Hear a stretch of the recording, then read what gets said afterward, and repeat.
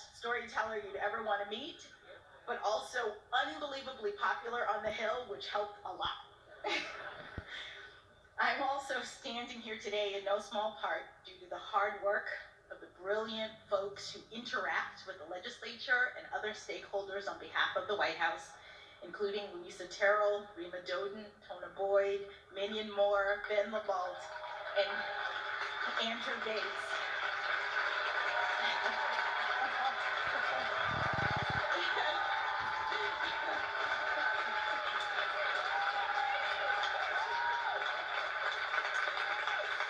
I am also particularly grateful for the awe-inspiring leadership of White House counsel Dana Remus.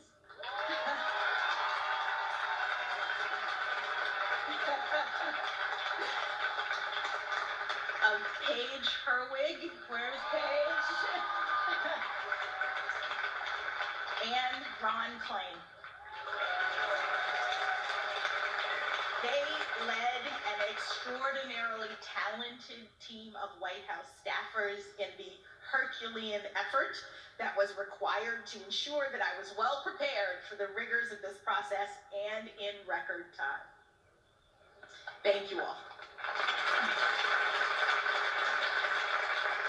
Thank you as well to the many, many kind-hearted people from all over this country and around the world who have reached out to me directly in recent weeks with messages of support.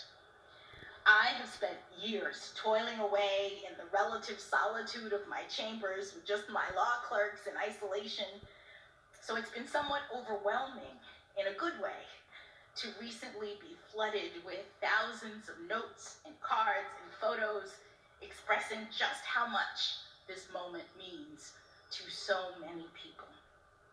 The notes that I've received from children are particularly cute and especially meaningful because more than anything, they speak directly to the hope and promise of America.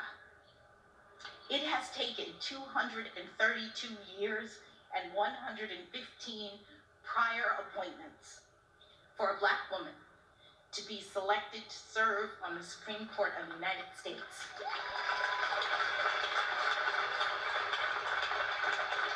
But we've made it.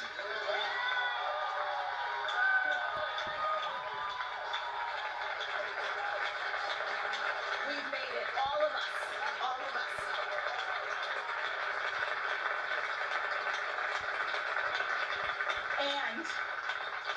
And our children are telling me that they see now, more than ever, that here in America, anything is possible.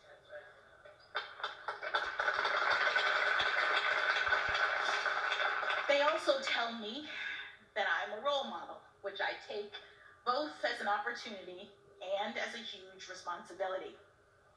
I am feeling up to the task primarily because I know that I am not alone. I am standing on the shoulders of my own role models, generations of Americans who never had anything close to this kind of opportunity, but who got up every day and went to work believing in the promise of America, showing others through their determination and, yes, their perseverance that good things can be done in this great country. From my grandparents on both sides, who had only a grade school education but instilled in my parents the importance of learning, to my parents, who went to racially segregated schools growing up and were the first in their families to have the chance to go to college. I am also ever buoyed by the leadership of generations past who helped to light the way: Dr. Martin Luther King Jr., Justice Thurgood Marshall, and my personal heroine, Judge Constance Baker Motley.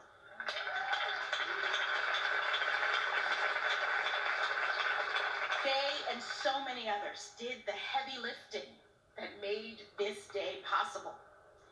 And for all of the talk of this historic nomination and now confirmation, I think of them as the true path breakers. I am just the very lucky first inheritor of the dream of liberty and justice for all.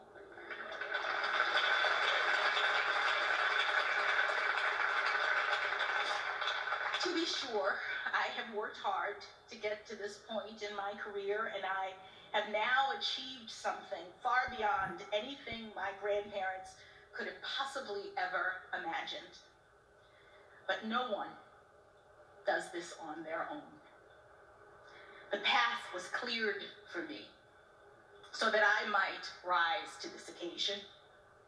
And in the poetic words of Dr. Maya Angelou, I do so now while bringing the gifts my ancestors gave.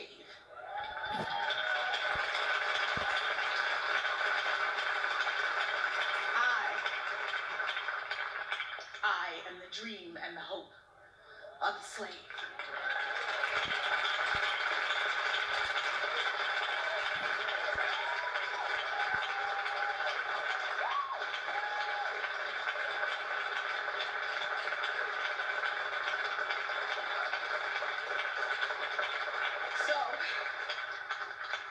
So as I take on this new role, I strongly believe that this is a moment in which all Americans can take great pride. We have come a long way toward perfecting our union. In my family, it took just one generation to go from segregation to the Supreme Court of the United States.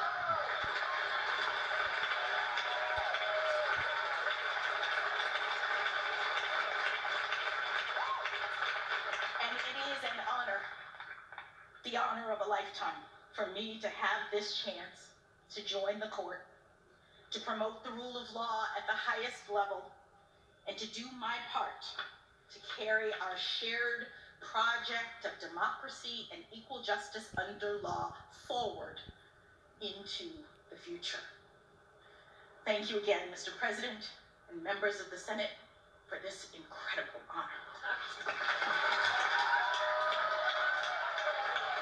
An extraordinary moment playing out on the south lawn of the White House, the embrace right there between President Biden and the next Supreme Court Justice. The first black woman to serve on the nation's highest court, Judge Ketanji Brown Jackson.